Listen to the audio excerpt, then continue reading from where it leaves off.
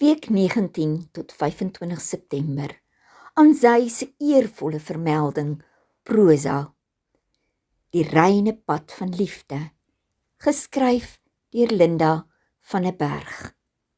Liefde is klank en warmte, 'n taal van hoop, wat Vader self in die mens geplaas het. Maar toe die sondeval gekom het die vyand sy leuen geplant. Wêreldsliefde, gebou op begeerte, op welles wat die vlees streel en die siel verteer. Seksuele immoraliteit dra niks van ware liefde nie. Dit is nie uit Vader se hart bedoel nie.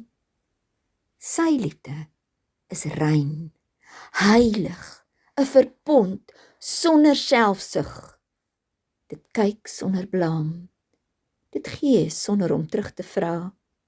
Dit pleit beskerming. Dit dra mekaar in gebed. Dit hou die ander bo diself.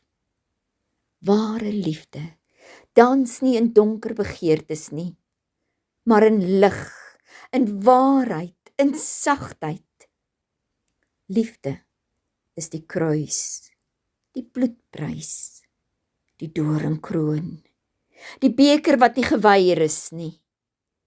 Daar waar onskuld vir skuld gegee is liefde in sy suiwerste vorm openbaar. Liefde omarm, genees, bemoedig.